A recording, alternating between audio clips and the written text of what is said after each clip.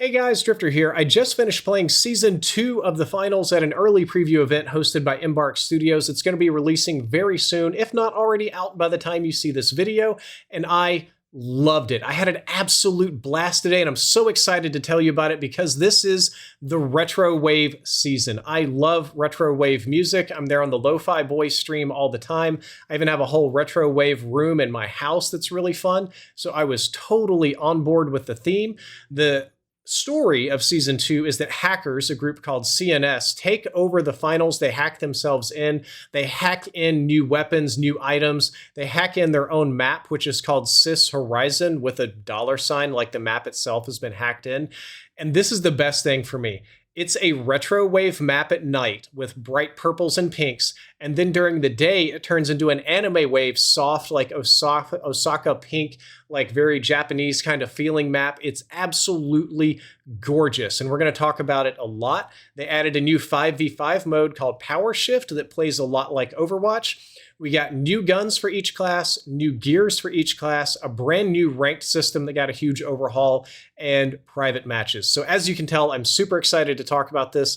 Let me just jump into my favorite aspect of the new season, which is the new map. This map is the very definition of RETROWAVE. If you've ever seen those videos on YouTube where people are driving like a DeLorean through like an 8-bit pixel landscape into that sun that's made of the yellow horizontal bars, that's what playing this map is like when it's on night mode and a little bit on day mode. As we mentioned before, if you play the same map during the day, you don't get as much glowing stuff, but you do get a totally different color scheme that feels anime inspired to me, like 80s retro anime. There's so many neat Easter eggs. Breaking glass on the map makes them shatter like pixels. The water outside the map are big like block waves. The sun that moves around, I kid you not, is literally the RETROWAVE sun, like that Miami night sun, like follows you everywhere you go. At night on the map, there are Saturn's rings soaking up the bit and spinning the bits and spinning them around the sky. But during the day, it turns into Rainbow Road from Mario Kart. And as much as I love these cosmetics, they're not just cosmetic. The unusual pixelated areas allow for additional climbing on the map, additional mantle points and parkour routes. The very distinctly colored rooms, there's a yellow museum, a red art exhibit, there's a blue classroom. These distinct room colors actually help increase map awareness and callouts, and you always know where you're at. You're not in the gray room with indistinct stuff. You're in the bright red room with the glowing triangle. You know you're in the art center. It is so fun. It plays so good, and I was very, very happy with it. We'll talk about some of the other cosmetics later, but you guys probably want to know about the new guns. So each class got a new gun. The medium class got the Famas, which was by far my favorite of all the new weapons.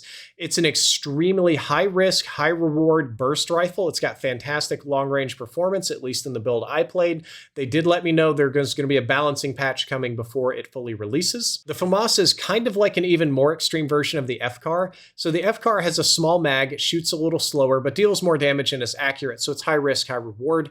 This is higher risk, higher reward. If you land those bursts, you blow people up. If you miss them, you don't do any damage and the sword guy stabs you in the back.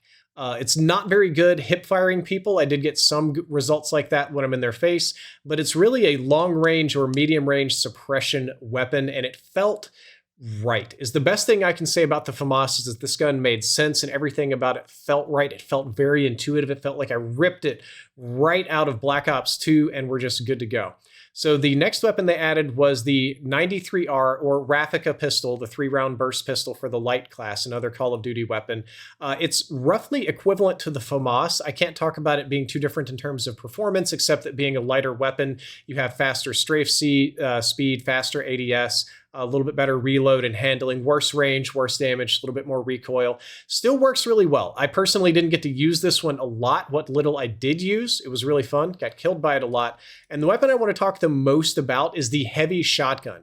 The heavy shotgun was unique and very hard to use, and I initially hated it. I thought that it was a new shotgun, but what it actually is a new slug shotgun. So I was trying to hip fire people. That didn't work very well. You have to be very precise with your aiming and hit these slugs. These slugs deal an absurd amount of damage. When it hits, you know it hits. It blows people up, especially if you get headshots.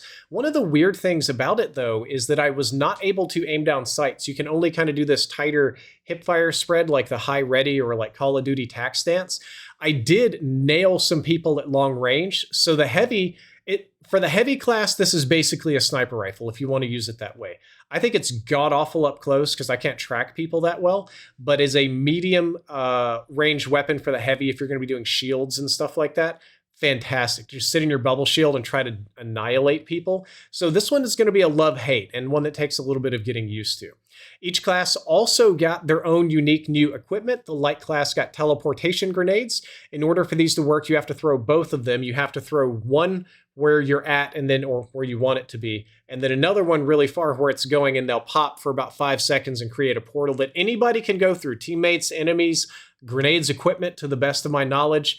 It's kind of, you don't get to see through it like it's Portal, but it basically works like having a portal gun. This is one of the hacked items that were added. The medium class has another hacked item that's, I think it's transmogrification or transformation. You can basically just instantly edit a temporary hole in any wall like it's Fortnite.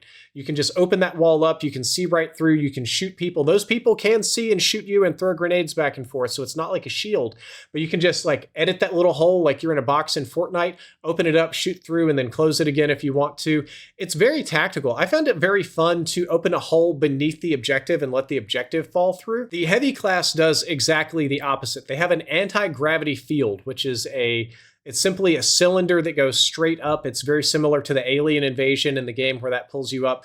And if you jump into it, if you throw something into it, if the objective is into it, everything just slowly gets pushed up to the top of the map. I didn't find that one as useful, but it is nice to have at least one mobility tool on the heavy class.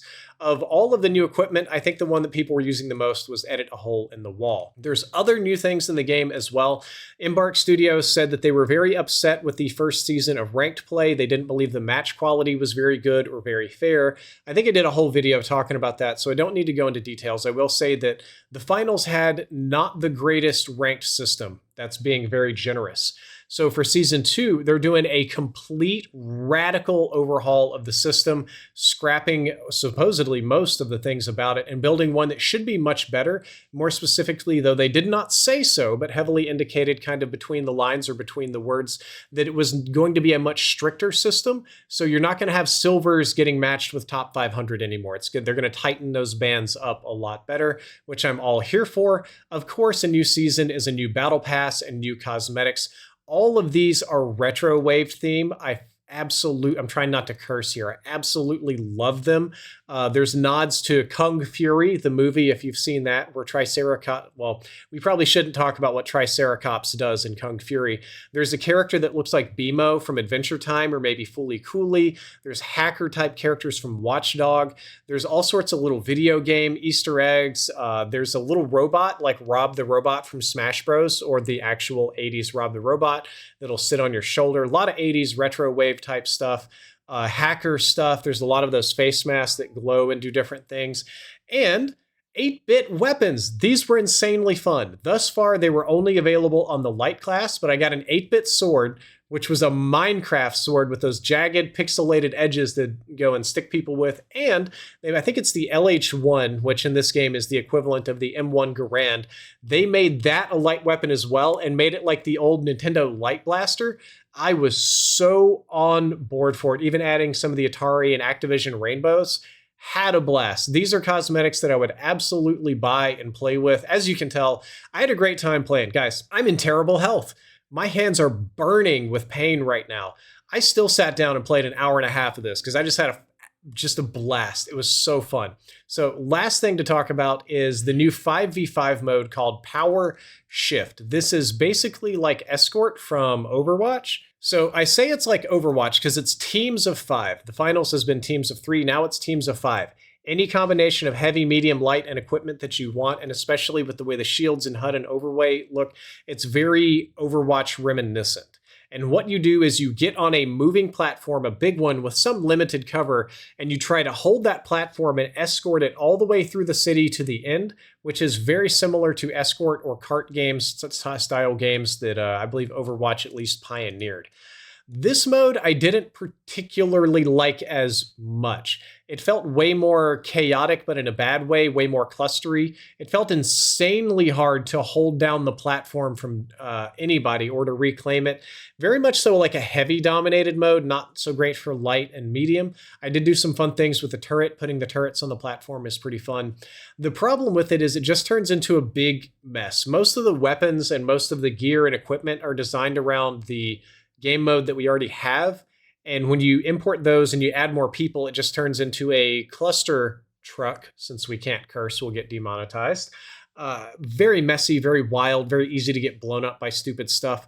I will say that while playing this one, I used weapons that I wasn't as familiar with.